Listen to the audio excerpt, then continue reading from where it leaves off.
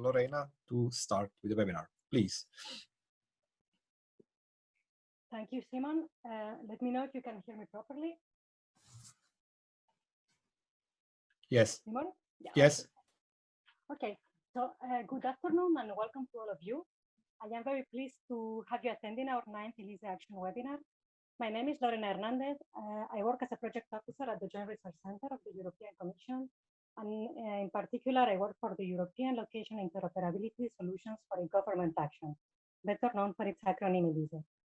I will be the host of this event together with Simon Brecha, who will be helping me, as you've just seen, with the logistics and the moderation of the question and answer session that will come afterwards. Next slide, please. Okay. So very shortly, for the benefit of those who are new to the ELISE Action, it is worth saying that the ELISE Action is one of the 54 actions funded by the ISA Square program. ISA Square is the European Interoperability Program aiming at providing cross-border and cross-sector interoperability solutions for all public administrations, businesses, and citizens.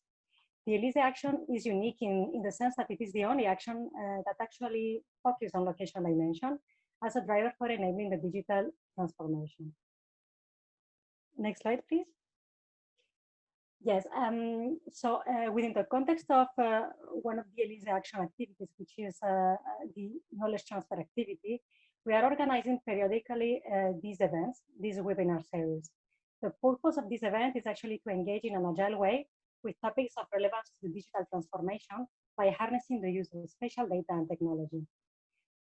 You will be able to find all the webinars that have been organized so far, together with the respective presentations of recording in the ELISE journal page, which is put in the slide.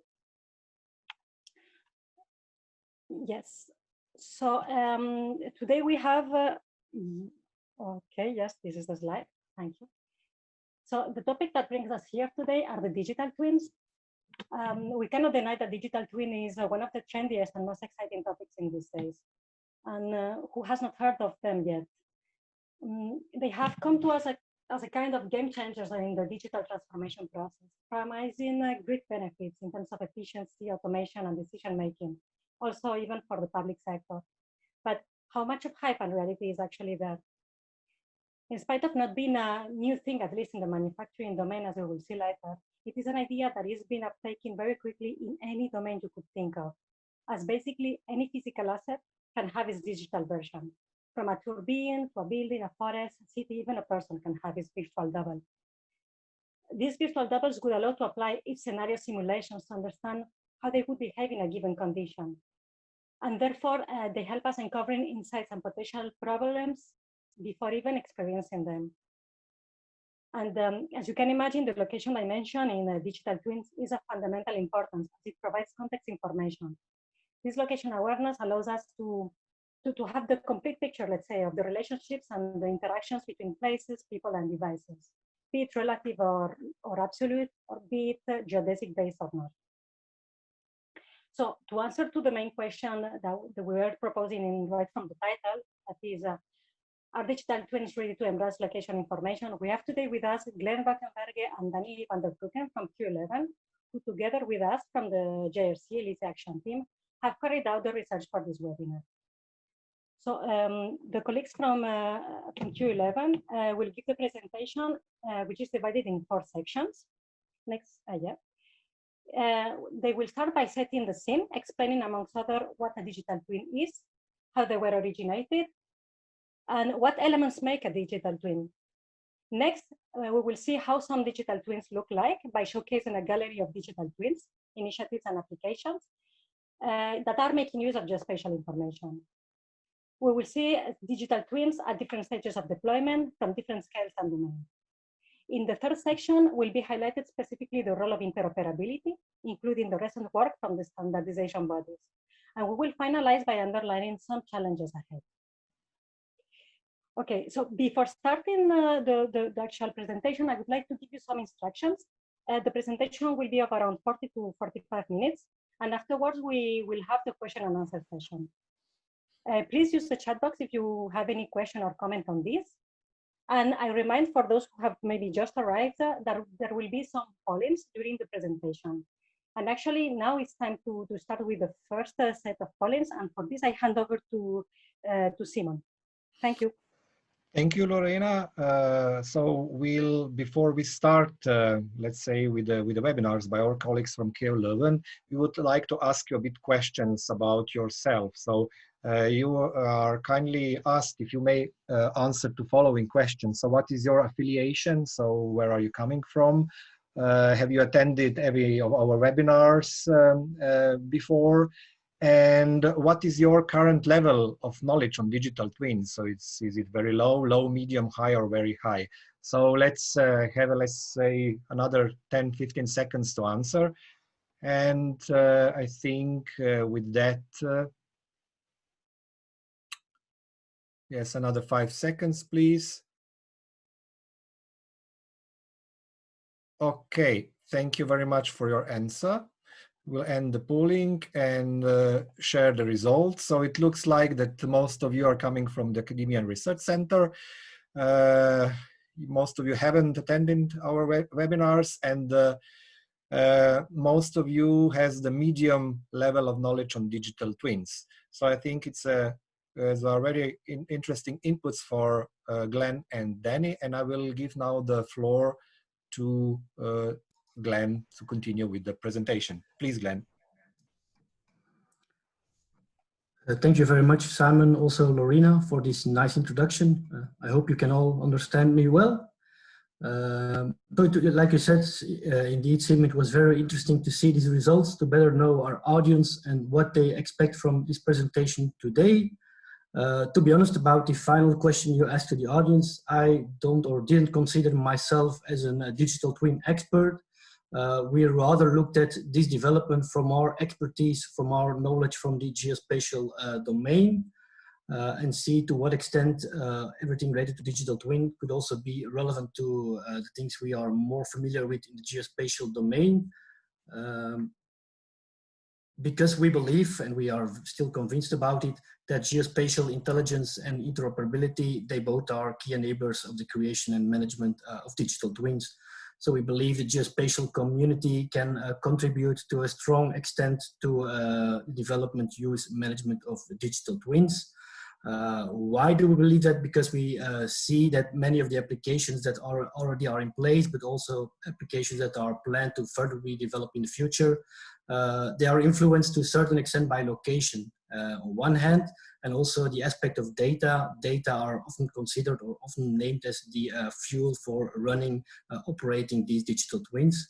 So we believe that spatial location data are very important to them, should be considered as a key building blocks, but not only the data itself, but also the technologies and the geospatial standards should or will probably contribute a lot to the creation, management, and use of digital twins. And therefore, we believe that the existing geospatial data infrastructures, the data ecosystems already in place, should be considered as a starting point. They should be further developed, further upgraded or developed, so new development should be taking place.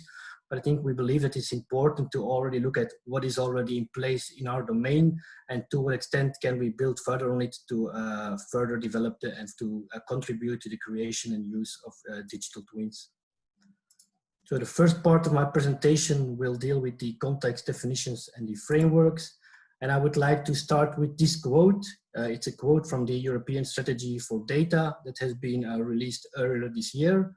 And I believe it's valuable for many reasons. To begin, it's one of the very first EC policy initiative policy documents in which the concept, the notion of digital twins is mentioned and recognized. On the other hand, in addition to that, it also strongly highlights the importance of data. So again, like I mentioned before, data will be the fuel for the implementation of transformative practices, of which digital twins are considered as one.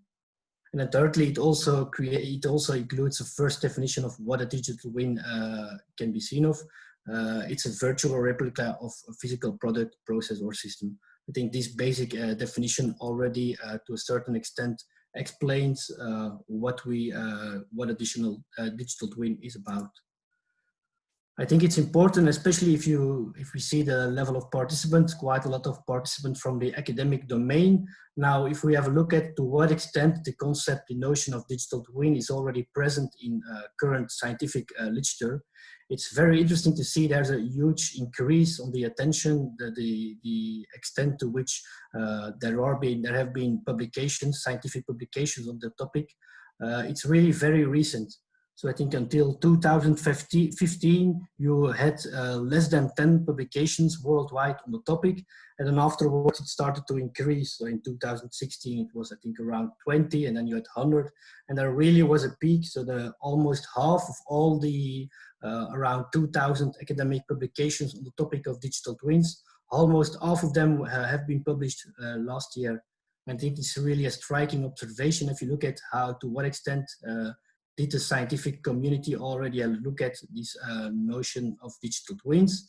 And so far, the key domains that were looking at this concept were mainly, on one hand, computer science. On the other hand, it was also engineering was a quite important domain looking at digital twins. While you see in geomatics, earth science, etc., there was so far very few attention on digital twins.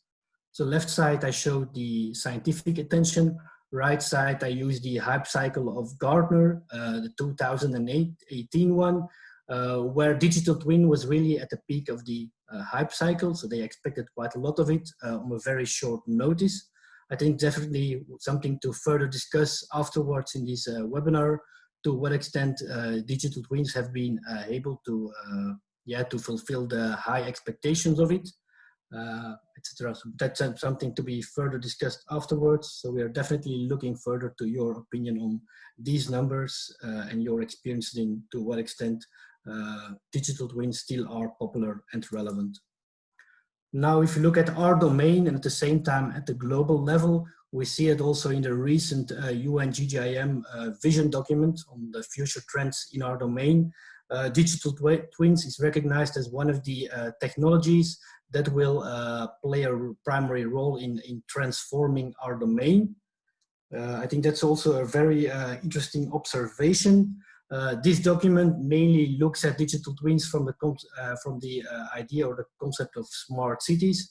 So they see as the future of smart cities will only be significant, will only be effective if they take into account digital twins. I think that's very important. It was also only in this version of the document that digital twins concept have been introduced. If you would like to provide your feedback on it and how the geospatial domain should look at or should take into account, take into consideration everything with regard to digital twins, there's still an ongoing global consultation on the document, which, to be clear, is not only about digital twins, but just to show you, highlight again that also our domain is looking at it. And in this document, it especially explores, or it especially sees an impact of digital twins in terms of the data in our domain, the standards we are developing and using, but also the innovation of our domain. So just a few examples illustrating the increased attention at this stage. Now, if we go back to the real origins of the digital twin concept, a concept that is now being increasingly used, but it's not a fully new concept, because it already dates back from the beginning of this century, where often other terms were used, but the idea, the underlying main idea behind the digital twin was already in place, mainly on one hand in the Greaves mirrored space model, where the elements of the digital twin, in the sense of you had a real space, then you had a virtual space, and then you had a link or a flow of data from the real space to the virtual space. But also oppositely, there was a link, a flow of data or information. That idea was already recognized in Greaves' mirrored space model, who rather, on the other hand, looked at the product life cycle. I think there the idea was that this connection between the real space or the physical twin and the virtual space or the virtual twin, so that connection should be recognized and is relevant throughout the entire life cycle. So when you start creating a car, producing it and using it afterwards, you should always take into account, or you can always rely on that notion of a digital twin. So the connection between those two systems is relevant throughout the entire life cycle. So that's one line of work in which the digital twin concept was very relevant. On the other hand, it was also in the space sector. NASA, they have been for a long time very interesting and working on developments very similar to digital twins, but then mainly for the production and then especially afterwards the operation, maintenance and repairing of their systems in space. So they always had a virtual or some originally more physical twin of their aircraft, of their vehicles in space. They already had it here on the ground. Which allows them to simulate, to assess the conditions on board. And I think the Apollo 13 rescue mission is often cited as a really well example where the NASA already relied on a mirror system to allow engineers and astronauts to determine how they could rescue the mission. So these are two examples. I think these are often cited key sources of information with regard to or where the digital twin concept has been introduced. Here, quite many examples nowadays showing that the concept, there's a growing number of applications, many different sectors, really a variety of domains in which the concept and technology is applied for many different purposes.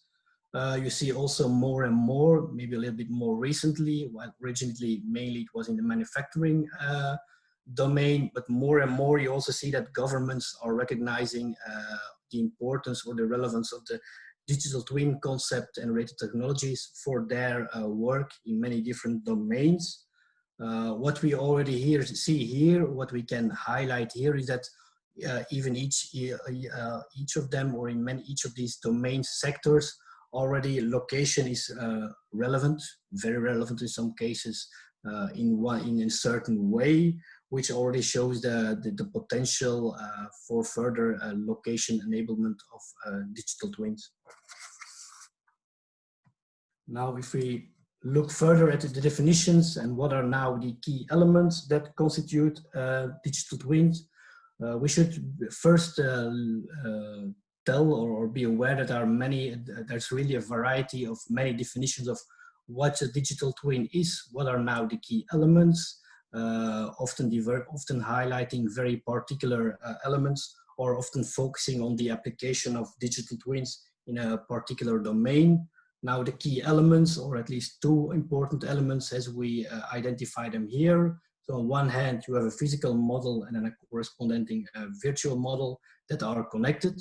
So that connected is a very important element, but also the fact that that connection is established through the generation of real-time data, probably through sensors, Internet of Things technology, etc. But at a real-time connection, you can see that as an important element of what constitutes a digital twins. Now you also have a set of definitions that rather highlight the main purpose of why we should develop, why we should create, why we should use digital twins. Also the definition we use or the definition we propose here mentions about the key purpose. It's about mirroring, but afterwards also predicting and controlling the activities and the performance of the physical twin. So if you see these two things together, I think you really see that the time aspect is quite crucial. Time aspect in the sense of real-time data, but also time aspect that we don't look at the present, but it also allows us to look at the past and especially at the future. So the what-if simulation, what-if scenarios, they're also recognized as a key element of digital twins. This slide's about what's now precisely so new about it, or what is now are the reasons why these digital twins are becoming so hot or so relevant in these days. And here we rely on the work done by Deloitte on this domain as part of their work on technology trends and assessing the relevance of different technologies. But they were able to identify a set of factors that explains why the capabilities of digital twins recently has significantly accelerated. They identified 6 factors: simulation, new sources of data, also interoperability. For them, that's the key reasons why digital twins are becoming more and more prominent. The visualization aspect, also a very relevant part of digital twins. Instrumentation refers to the fact that you can collect that information, the data that you need for operating these digital twins. You can use it with even more and more smaller sensors, etc. So also from the instrumentation side, there are some important developments, but you also need the platforms to be able to operating these digital twins. Now summarizing, you see especially huge developments, very recent with regard to the availability, accessibility of data, the sensors, that's also very recent, those developments, very important. Computing ability, also a crucial factor, and then the visualization. I think those four, they also show why digital twins nowadays becoming more and more relevant, but also more and more possible to put into place. Now, if we rather look at it from the perspective of concepts, we from the geospatial domain are more familiar with. You can see it from these two figures. The left side is scientific publication that shows the difference between what is now a digital model, what do we consider as digital shadow, and what do we consider as a real digital twin. And there, the key element is really the focus on the connection and the integration between both, but also the extent to which the data exchange between the physical model and the virtual model can happen in an automatic way. That's also an important aspect. So it's about data being transferred from the physical twin to the digital twin, but also data information being transferred in the opposite twin, and then the extent to which this can happen without, or can or could happen in the future, without any human intervention. And the right side of the slide rather shows how Bentley looks at it currently, and they place digital twin in the development from 2D over 3D towards 4D, where they really put a lot of emphasis on the change synchronization, so the continuous updating of the virtual twin based on the data received from the physical twin. That's really very important. And then afterwards, the flow again towards the physical twin. But also the visualization aspect, also key. So new ways to visualize information, new ways to visualize your virtual twin, and then the entire analytics part, also a key aspect of it. And then the final slide of the first part of this presentation looks at the issue of maturity of digital twins, or rather look at some ideas on how should I say, frameworks and models that allow us to assess the level of development of different twins. And I think these kind of frameworks are interesting for many different purposes. So they allow on one hand to better explain the current status of development of a particular digital twin, but in the future or now, they could help us to compare different digital twins or different similar digital twin. For instance, the digital twin of city A, compare it to the digital twin of city B. What is now the level of development of each of them? What are its key characteristics? I think the level of assessment comparison is an interesting element of these maturity frameworks, but also they'll tell us a little bit more about what now really constitute the key elements of a digital twin. So on the right side, I use the model from Arup, which identify 4 dimensions as part of their digital twin evaluation framework. So it's about autonomy, the ability of the system or the twin to act without human input. It's about intelligence, also an important element.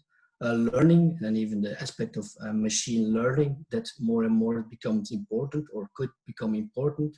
And then the notion of fidelity refers rather to the level of detail of the virtual twin. So how many parameters are copied in the virtual twin, how accurate is the information, how detailed is the information. That's a crucial aspect when you look at the key elements of a digital twin. Then the figure on the left side, it's quite similar. It also shows the evolution from a simple data model to a real digital twin, where you can identify many different steps and also many different elements that constitute what a real digital twin is about. So the model here is the one from IET and Atkins that's linked to the developments in the UK, but they see a different, so they really show the different step from a simple model, travels linking your 3D, 2D model with data, the continuous or the element of the real-time data is also identified as them as an additional step. Then you have the aspect of the two-way data integration and interaction. And then finally, for them, the final step is about the autonomy. And they see each of these levels, they have their own level of complexity or connectedness. And probably the highest levels are more difficult to realize. I think this again is also shows a little bit the link with concept developments we are familiar with, but they show how a digital twin could be further developed more stepwise. Although it's rather, I should say, it's more a theoretical model, because in reality you can also go for another approach. I think theoretically it's an interesting model that shows what, again, digital twin is about.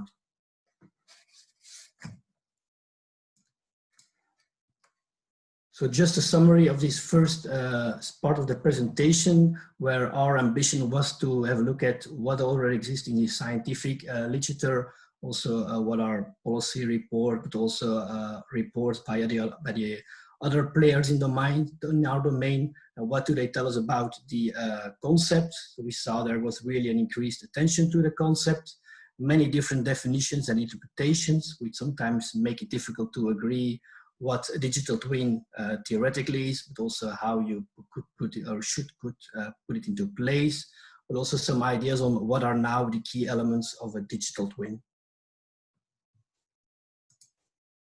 Then the second part of the presentation will look more into real applications, real initiatives to set up a digital twin.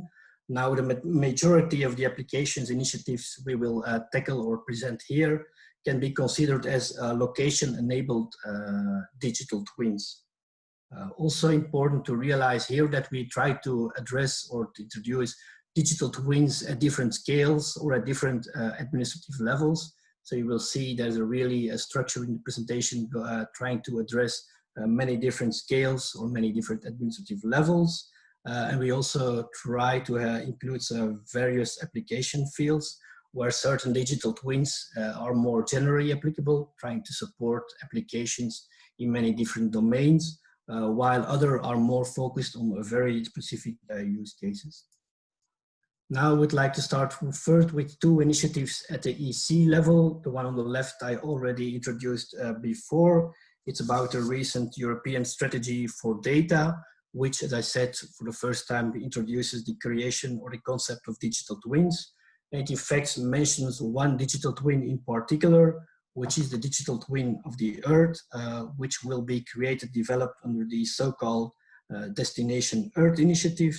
And that's together with the Green Data for All initiative are key elements of the creation of the Common European Green Deal data space, which is one of the 9 common data spaces put forward or presented in this strategy.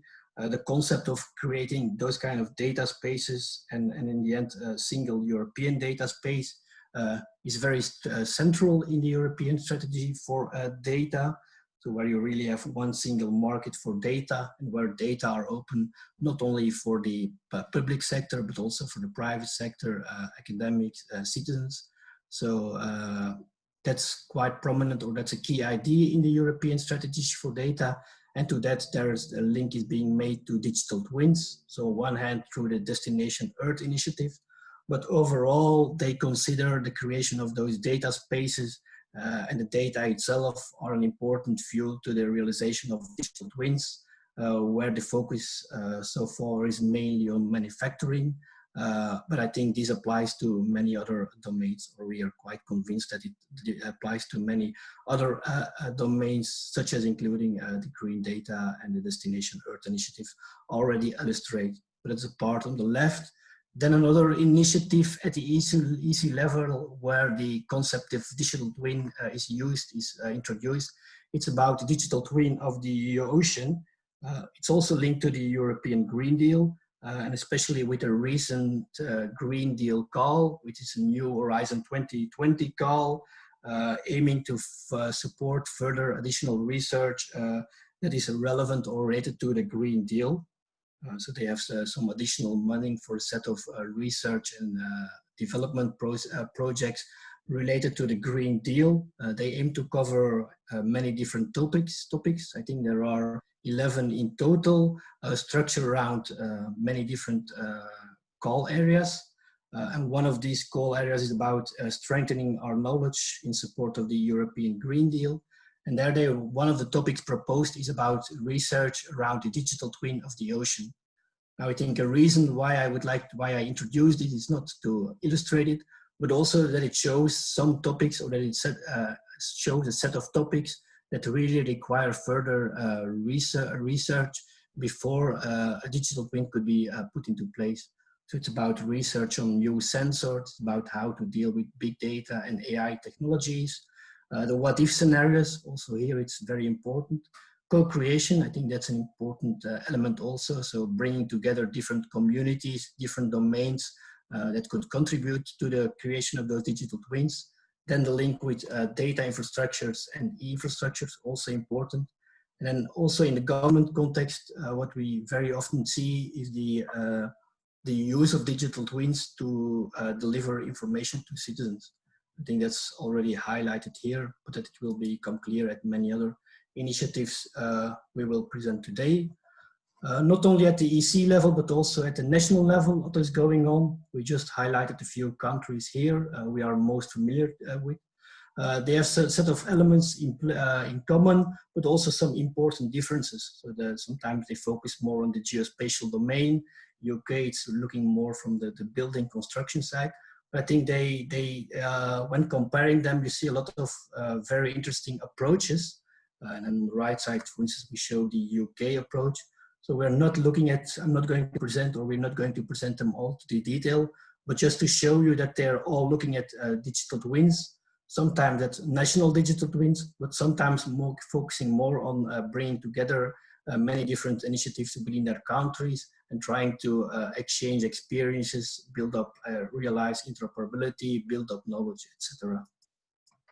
This is just a figure of one, so it's not a national digital twin, but it's linked to the developments in Australia, where they are also working more on the digital twin at a regional level, and more in particular in the New South Wales states.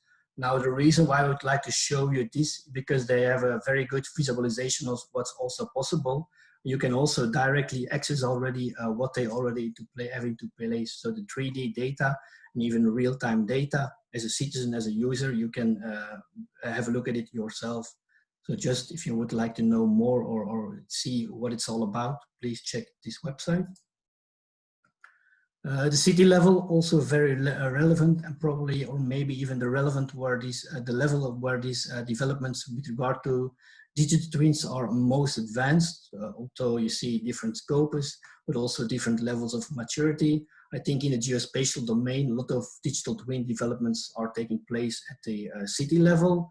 And you also see here an increasing move towards more collaboration, joint approaches, not only between cities, but also cities working together with a higher level of government.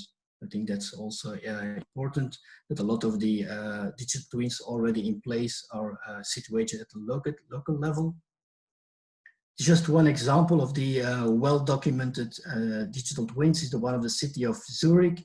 I think from a non-technical perspective, very interesting here is the degree of openness. So they try to open their digital twin in different ways by making the data open, by also preparing some applications through which citizens can have a look at the digital twin, by using the digital twin for public participation, etc. I think that's really a showcase on how you can make use of digital twin to increase the openness of your city. If we then go to a lower level, you see the digital twins of buildings, shopping mall, airports, many types of buildings and other constructions, where they prepare a digital twin of the building, which allows them to better link on how the building, the interaction between buildings, people, devices. So it's not only about the building itself, but also how people within that building and other relevant things in the environment of the building are linked to each other. I think that connection very important.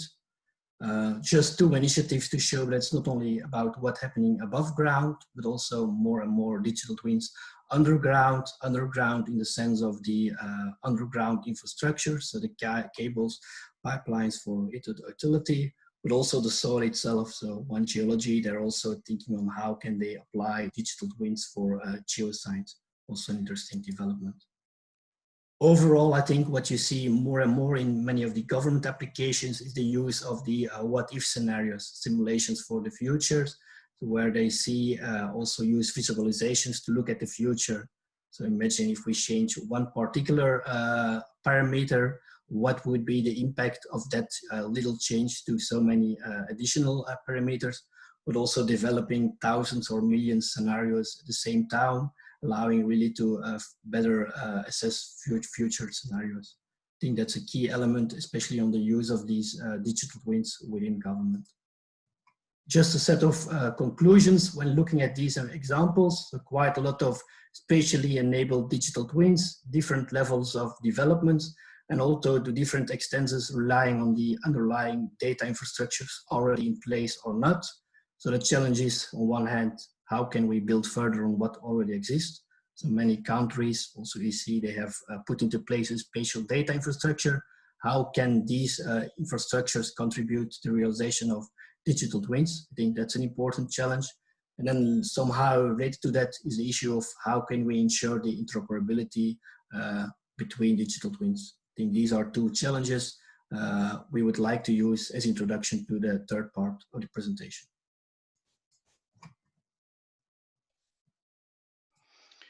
Hi, Danny speaking here. Do you hear me?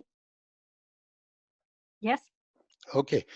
So I will take over from Glenn to present a few ideas we investigated on the interoperability challenges with regard to digital twins. Next slide.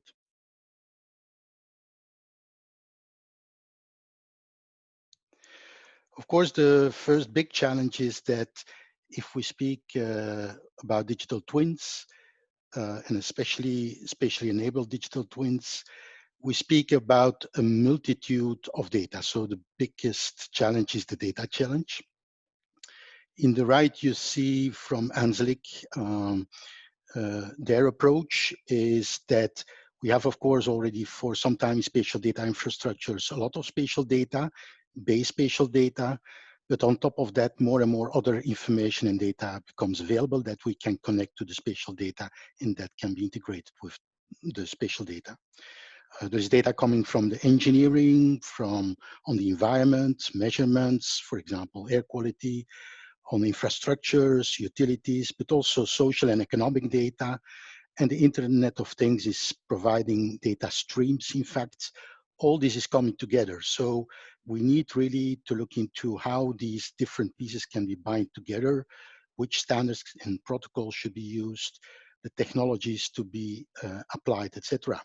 And it's only then when all these data are coming together that we can start doing more data analytics, start to model and to make predictions to simulate. And if we do that and we really can process the data in a meaningful way, then we can have new insights, have better decisions and better outcomes.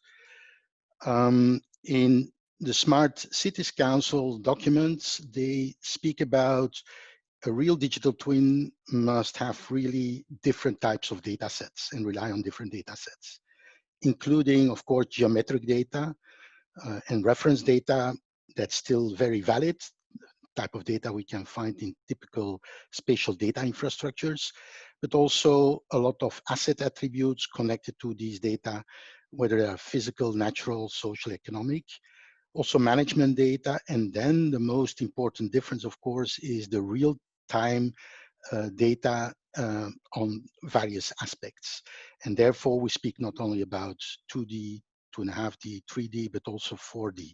So the dynamics is a key element and a key challenge in the new data. Next slide. So it has always been pointed out by Glenn, but if we really want to exploit digital twins at its full capacity, they need to have certain capabilities. And of course, what is very important is the live connection. So typical SDIs still mainly rely on relatively static data. And for example, certain data sets are renewed or updated each number of years or even better sometimes, but there is not yet a real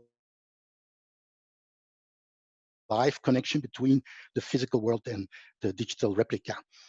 And then there's this challenge, always a challenge to integrate all these different sources, bring it together. We did that also, and we do that still now, bringing on our computer different data layers, different data sets together, and then we start analyzing. But when there is a real live connections, this integration becomes a little bit more challenging. What is also different, I think, that there is need for new visualization techniques, more advanced visualization of this real-time multi-source data. Because moving data, moving objects, for example, they require other ways of visualization if you combine them with more static data. And if we then try to analyze, but not just simply analyze them, but also simulate and make predictions, that requires certain models, certain algorithms to be built in to easily manipulate and use. And then, of course, there might be also an aspect of securitization of the information.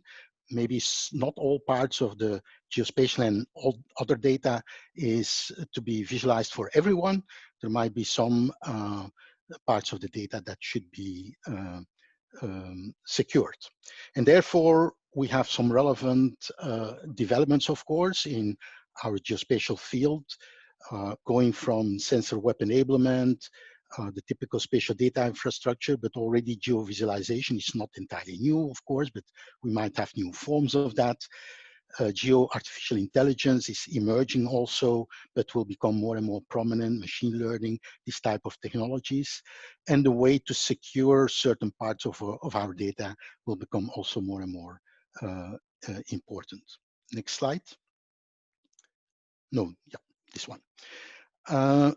Also, not only more data, not only the way we treat data, but also the data handling itself becomes a little bit more complex.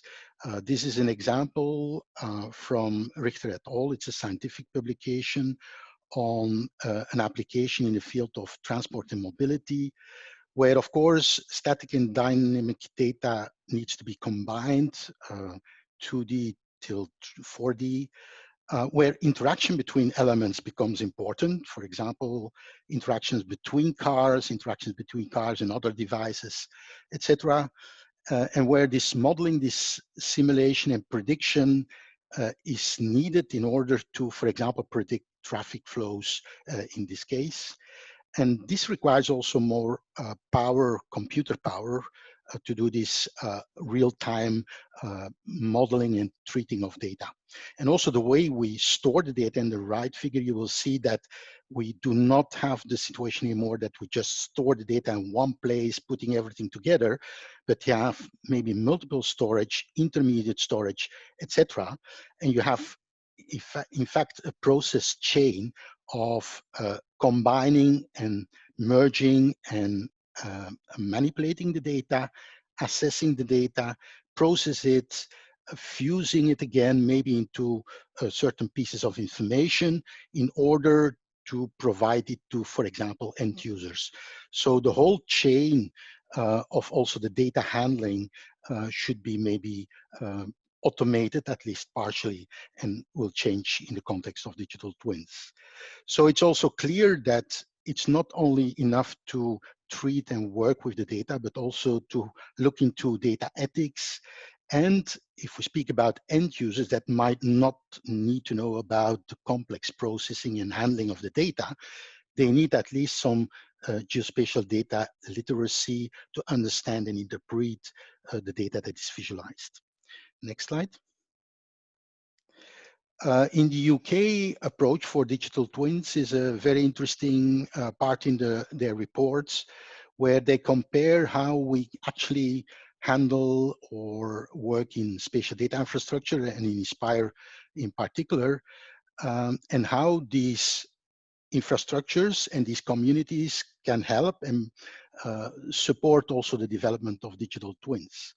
Of course, the focus in SDIs is a lot on spatial data models using standards, ISO standards, for structuring the data and to have kind of semantic model of a particular area. And of course, these models should be extended beyond the purely physical or functional representations. We should also act more on how we handle temporal changes over time over life cycle. This becomes more important in the context of digital twins. And also the governance of data and data assets and the processes becomes also more maybe complex, or at least they should be a point of attention. And then of course, the protocols for managing, securing and controlling the access to information becomes also more important in this context. And the conclusion of the report is not that Inspire is something else, something old, something not usable. On the contrary, it's kind of building block on which you can build further, but a digital twin should also extend what is called the foundation data model. Think about the reference data library, revise and enrich the architecture that integrates not only static data, but also these dynamic data. So also the approach and the way we describe it should be improved. So this report is quite important. It's from Millard 2020. Next slide. In the geospatial world, some of you know, of course, the efforts performed by the Open Geospatial Consortium. They have for a longer time now a technology trends watch, which is, by the way, I think less than a week was renewed on their website, but which relies on the identification of key technological trends that might or will be relevant for geospatial standardization. And digital twins, static and dynamic versions of digital twins is recognized as one of them. And in the next slide, you will see that already OGC is through different domain working groups where the communities are together and working on particular sub areas. There are several of these working groups where already the digital twins is relevant and is treated during the meetings and in specific initiatives. There are already some reports out. I did not mention them here, but I've just mentioned a few of the domain working groups that are relevant in that perspective. Of course, sensor web enablement is a very important area. There is a smart cities domain working group where work since several years is already performed. 3DIM, three-dimensional domain working group, where they look more into the visualization part. Artificial intelligence in geoinformatics week is also a relevant week where activities take place that brings in and can contribute to the development and the establishment of digital twins. But others are mentioned here as well. So 3 dots are indicated to just indicate that there are many areas within the OGC where relevant work is taking place: citizen science, simulation and gaming, etc. But OGC is not the only one, and on the left side of this slide, you can see a figure just to indicate that the digital twins is bringing in interoperability challenges that is geospatial, of course. What OGC is doing, what ISO TC211 is doing remains very relevant and key, but also in other standardization bodies like IEC, ITU, etc. Activities take place that are relevant in the context of smart cities and have an impact on the developments of digital twins. And since sometimes there is a joint technical committee between ISO and IEC, the Joint Technical Committee 1 with advisory group 11 on digital twins that tries to streamline and to organize the work and try to bring these SDOs, these standardization development organizations together in order to build common building blocks for supporting digital twin developments, exchange experience, have kind of common roadmap to do that work because this is quite important for reaching this interoperability. Next slide. To provide then an example of another Horizon 2020 project called Duet. is an interesting one. That one is focused on digital urban areas, digital urban twins, it's called, where the idea is to use high performance computing and the cloud for better decision making. And the idea is to build digital twins for different cities. So there are 3 pilot areas. More partners are involved, but one is in Greece, in Athens. The other is the city of Pilsen, and then the region of Flanders in Belgium is the other one. And if I focus a little bit on the Flemish case, it's an interesting one because that starts from the policy level and the policy challenges related to what we call regional mobility, and also the link to environmental and health aspects. So the idea in this pilot is to explore and simulate the correlations between mobility, air pollution, health issues. So these are very important policy aspects to be monitored, to manage.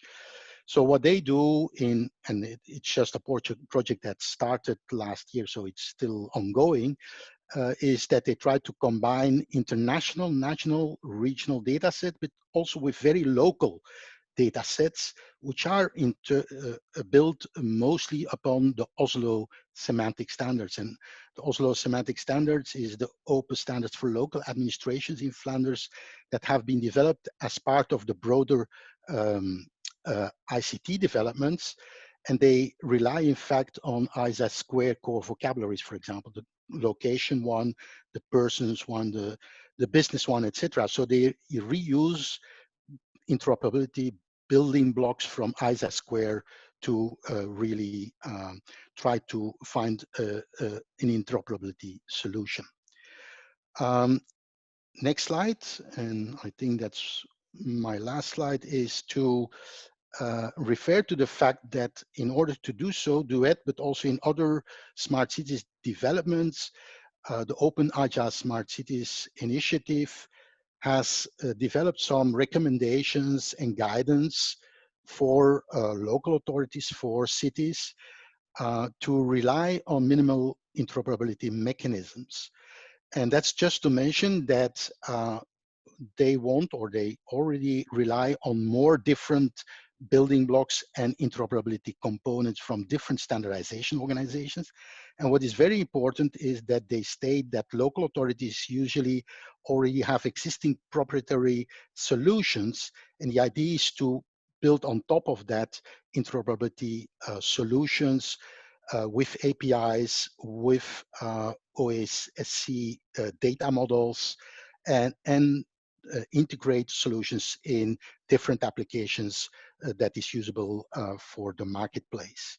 And so it's not only geospatial standards on which you can rely in this context, but there's also specific initiatives at European and beyond European level from other standardization organizations like ETSI.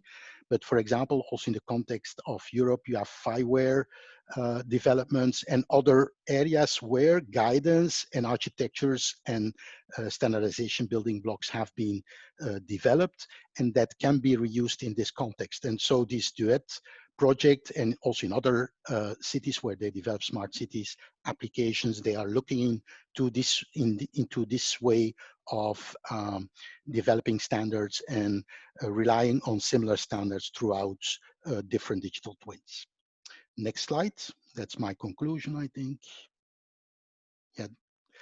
So the digital twins are clearly challenging in the sense that they are based on many diverse and very dynamic data sources, not only the typical static reference data sources, but also very dynamic information and data. And these need to be combined, visualized, and understood very well. This means that we need another view on interoperability with technical challenges, semantics challenges, also organizational challenges. So collaborating between different standardization bodies is of utmost importance. And you see that the trend is to look into more simplified, between brackets, standards, smaller components, small building blocks that everyone can use in the context of digital twins. And I want to hand over for the fourth part to Glenn. Thank you. Thank you, Danny. I will keep this part brief to make sure that we're already a little bit behind schedule. We took us some more time to explain what it's all about, but we would like to, we hope that some of you can still stay to participate in the polling and the discussion. I just have one slide with summarizing the concluding remarks and what we consider as key challenges for the future. Now, the remarks we already highlighted through the presentations. We believe and we hope that we were able to demonstrate that geospatial data, tools, and technologies could be seen as important enablers fuel to digital twins. We believe that already the data in place, technologies, infrastructure in place should be further assessed, and work should be done to assess their potential contribution to the creation of digital twins. So what are the data, what are the standards we already have that could play an important role to the creation of these digital twins? That's an assessment we think is essential. Because further upgrading of these afterwards could be important to better, should I say, or further improve their contribution to, again, creating using digital twins. I think that's, we believe, as a central message. A lot is already into place, not only from our domain, but also from other domains. So it's important to build further on what already exists. What are challenges and priorities? Like I said, it's not only our own domain, but there are many different relevant communities. So Danny already showed that from the perspective of standardization, where each of these communities, they should talk to each other, they need to be brought together. That's also partly what we aim to realize through this webinar on the topic, bringing together experts from many different domains and looking at hoping some exchange of knowledge, experience. We believe the issue of skills and competencies is also very important, also linked to the overall objective of the ELISE program. What are now particular skills and competencies needed to allow people to go ahead with these digital twins? But also to think further about the benefits, the impact, use cases. So how can these digital twins, when they put them into place, how can they play a role in the digital transformation, not only of government, but also in society? That's also something that the ELISE project action could look further into. What are now the main benefits? Why should we go ahead with the implementation, creation of digital twins? Maybe to add on this, we have had a quite positive presentation, but probably there are also quite many potential risks in the creation of these digital twins, risk problems that might be associated with these digital twins.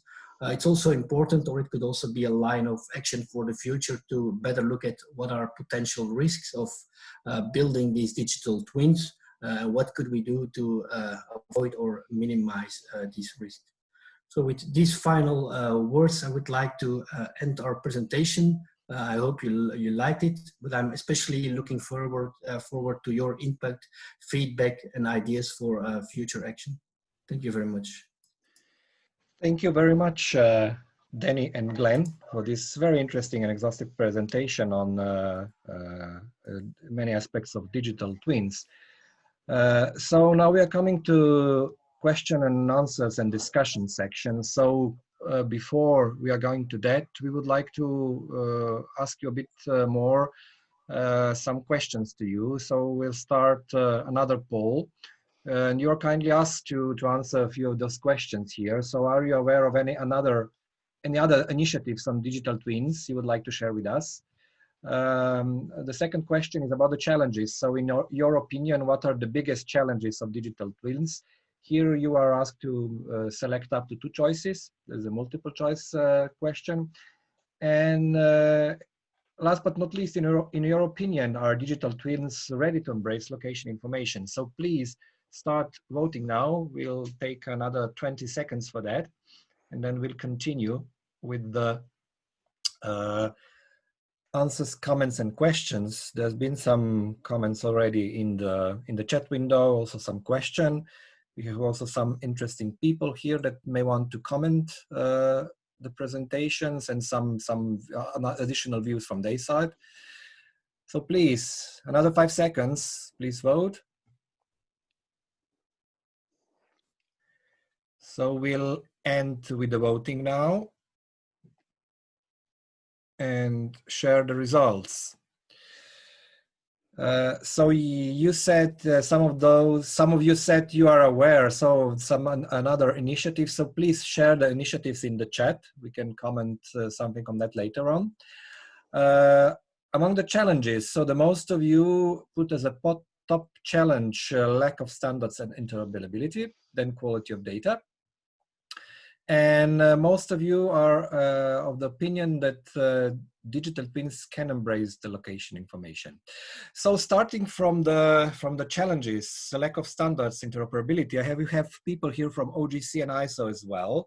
So maybe before we go to the direct questions, I would invite maybe Bart from OGC. There is also, I think, it's Peter from ISO, Sankey. So please, Bart, would you? Yeah, Simon, happy to do that, and thank you for asking me on. There's so many people on the call that I recognized. Everyone, it's so good to see you in these dire times. So that's good. Great briefing by all, Glenn and Danny. Thank you for that. I always learn during these calls, and good to see things like CAD, GIS, and BIM coming together in the digital twin. What I believe is interesting here, apart from, we've seen that the biggest thing is the interoperability of the data. Yes, in digital twins, we're going to bring together a whole, gigantic amount of data.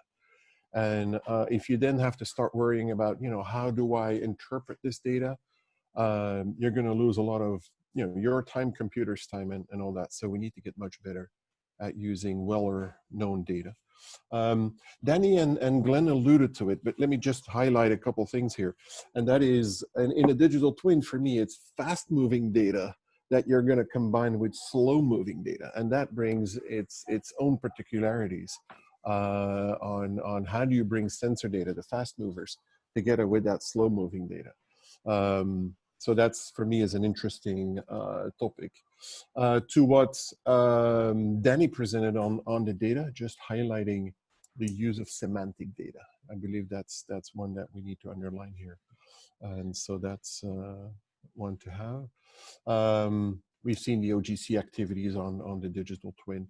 Actually, we're going to have a location powers in November. That'll happen either in New York City, who knows, hopefully, or either virtually, and we'll focus specifically on the urban digital twin. There's many digital twins out there. I think you had it up there, Simon, earlier on Apollo 13, which was a great example indeed, how to switch on the system and not blowing out the fuse in the module was a big one. And so they were very happy that they had that digital twin. Our focus will be on the urban digital twin. And so that's in November. And so let's see if we can bring some of these folks on. And yeah, OGC is happy to contribute to any of the work in digital twins and vice versa. If you know of good use cases, contact me or contact a lot of folks on the call here, actually OGC members. Thank you for that, to contribute. So yeah, Simon, thanks again for having the call and, and raising this important topic. So. Yes, thank you very much, Bart, for sharing your comments. So I think Peter would like also to share maybe from the ISO perspective, since we are talking of the interoperability and standards here at the moment. Yeah, so hello, thank you for asking me to comment, Simon. I'm glad to have Bart on there commenting too. When for the others, when Simon asked, I said, well, there's other people on this call like Bart. Also acknowledge Sung Ki from Korea, who chairs the ISO TC211 working group that sort of looks after things to do with smart cities. And Chris Boddy from Australia is on the group, and he and I have been the OGC's representatives in the working group that was mentioned between ISO and IEC looking at smart cities. And for TC211, I'm in the advisory group that's there on digital twins particularly. So I'll say a little bit about that. That digital twin advisory group is really coming from the manufacturing industry angle. And with Songqi, we've been making sure that they're well aware that the concept digital twin is now being picked up in the smart city world. And I seem quite happy with that, to be honest, and we're able to bring them extra use cases and examples. And so their role is to advise across the whole of ISO, IC, JTC1, so that's all the sort of computing standards on what the challenge of digital twins brings to those areas. But just coming here, so OGC involved in that too. So OGC very much involved with JTC1 as well. Okay. And you're saying it because you just wrote it there, but I would say in the UK, the work for the national digital twin is really a federal digital twin. So it's looking at setting, it's set out some principles. It's then looking at setting out interoperability approaches to manage to pull together digital twins such as has been developed for Crossrail. That's a new underground railway through London or under London. It's not quite open to the public yet, hopefully next year, although they've had to stop work for a few months this year, so that might delay it again. But like many modern railways, there will be a digital railway to go with it. So how do you integrate that, which has been built as a construction and engineering digital twin, with a digital twin, for example, the UK's National Underground Asset Register pilots, which is OGC have been helping us with, which are about retro surveying existing underground assets, so water mains, gas mains, sewage, those kind of things. And so they've taken those things actually have a very different conceptual view of what the world is made of.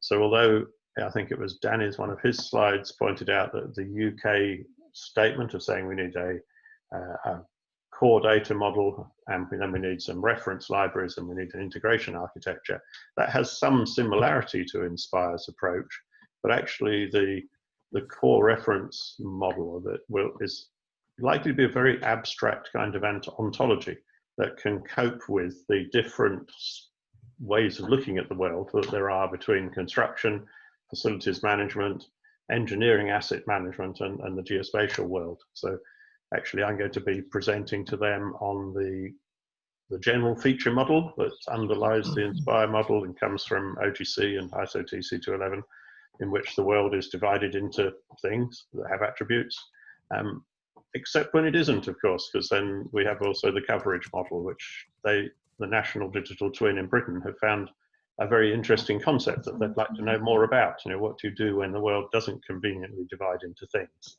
And then the old, well, not that old, but current question of whether those things actually belong in classes or whether that's just an arbitrary imposition on the world that we tend to make. So it's the danger with that is it's very abstract. And I think, that again, in Danny's slides, he mentioned the OASC's work on minimum interoperability. I never remember what the other M is. Bart first introduced me to the concept. And that is in a much more practical approach of saying we have these things that work, let's get on and do it. And my concern in the UK is that we're perhaps going to be too theoretical. But that we have got a push on that during this year we define that theoretical framework. It's just got to be theoretically sound enough to work across a range of domains. So I think in terms of standards, it's a very good question at the moment whether this is an area where good practice is mature enough that actually standards would help or whether they would hinder. So I put in the chat, I think sometimes that in this area there are too many standards. So that there are standards, ISO standards on facilities management, on equipment management for all kinds of industry, and of course our geo one. So it's how to get the standards to work together, standardizing the standards.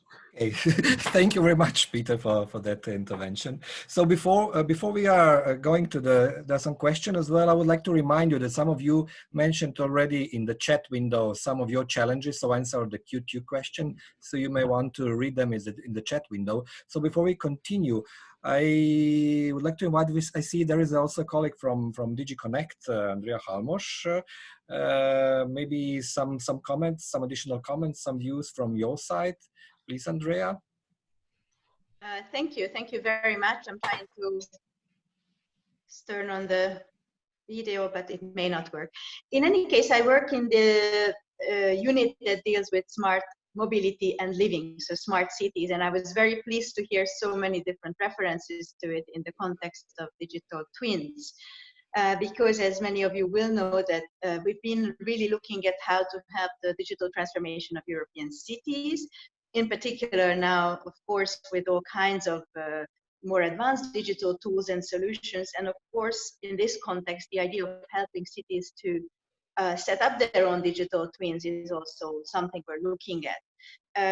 Of course, we're aware of these examples that were mentioned, like Duet or the work in Flanders and Helsinki and some of the others, and also at an international level. But I'm now realizing that it's actually a topic that is certainly on the agenda of many of the organizations online, and also how the location data could be extremely helpful for making it happen. Now, what from the Commission's point of view we're trying to do is actually support not just one city here, one city there, but really somehow to create the necessary capacity for cities to be able to implement their own digital twin, and also identify some of those key building blocks that you were also talking about, which could then help perhaps set up some kind of a structure or a modular structure that would then help cities be able to quickly identify the use cases, the areas that they would like to use this digital twin in, and then also help us quicker to scale up. And one element that has clearly come out from all of your presentations is related to the data, and also from the answers to the question around data interoperability, access to quality data, and so on. And so in this context, I also wanted to mention that in order to support these initiatives, and of course, ultimately to help cities make better decisions for their citizens, we're actually helping or supporting the creation of something called the European Smart Communities Data Space, which would identify little by little, of course, growing number of data sets that would be of relevance, that they would be easily accessible and reusable for the same kind of data sets in any city in Europe, or any stakeholder that would like to create services on top of that. So please stay tuned. A lot of what I was just saying is related to the data strategy that was mentioned earlier, and is related to a new funding program called the Digital Europe program, which we're hoping to use for supporting these financially. Thank you very much, Andrea, also for your views and inputs. Before we continue and starting to wrap up, I would like to pose a question that was in the chat window to Danny and to Glenn. It came from Lorenzino Vaccari. Which group of real things do you think will be more cloned digital twin in the near future? Real things at macro scale, like a digital earth, ecological systems, medium, like a biological system, or at micro scale, microbiological systems? So what would be your opinion on that, Glenn and Danny? Well, it depends a bit in which area, because in my opinion, the digital twins related to smart cities is going in the direction of the real detailed level of information, up till the level of moving objects in a city, not only the building, not only the urban fabric, to say so, but really everything that is happening in a city. So even speaking about in the case of the examples shown already before, mapping furniture, mapping trees, also the green area is not the park area anymore as an area, but rather individual objects, let's say, and the relationship between objects. So I think there you go rather to the micro level, while if we speak about the ocean digital twin, for example, that is aimed to support the Green Deal, for example, there, of course, I think they will start more at a higher level to try to model the ocean, which is a vast area. It's not, but they have also the ambition to also zoom in on particular subsets, and for example, how biodiversity is evolving in certain areas of the ocean, which can be very local. But that's in my opinion a very big challenge, and also having a digital twin for a very vast area, let alone for the full globe, is a very challenging endeavor. So if we will directly reach it, I am doubting that, because I think the reason why in cities there is already some, well, not fully operational maybe, but there is some efforts ongoing. The ones at the global level, for example, are emerging now. And I'm also curious how that will evolve and how the policy related to these twins will, and the governance will happen. That's not so very clear on me, because so many communities are involved.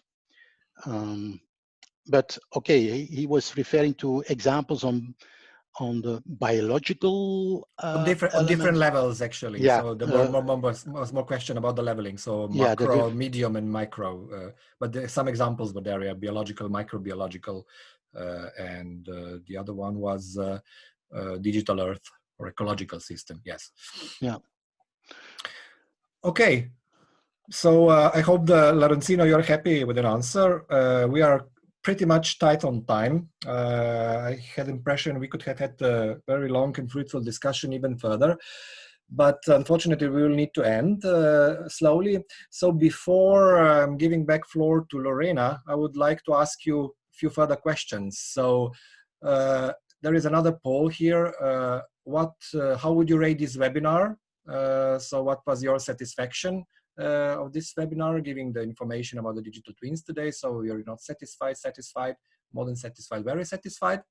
And in the second part of the polling question is as well, what would you like to see next? Select the topics you are more interested in. So maybe select up to 3 topics, multiple choice question, please. So please take 15-20 seconds, then we will stop with polling.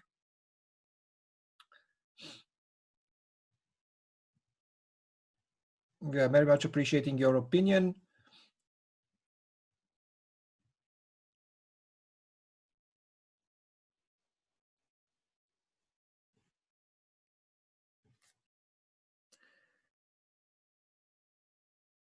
Another 5 seconds. Okay, so we'll share the result now.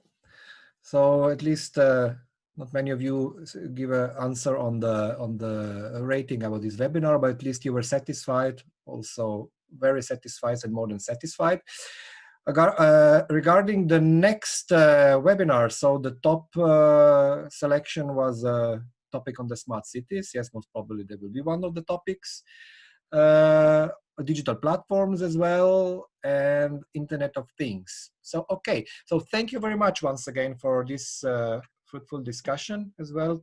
Thank you for presenters and commenters as well. So at this point, I would give floor back to Lorena. So please, Lorena. Yes, thank you, Simon, and thank you for all the people who participated in the Q&A session.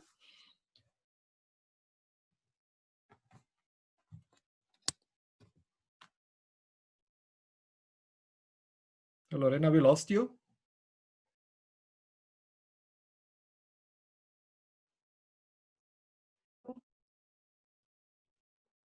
Can you hear me? Yes, now we can hear you. Please speak. Okay.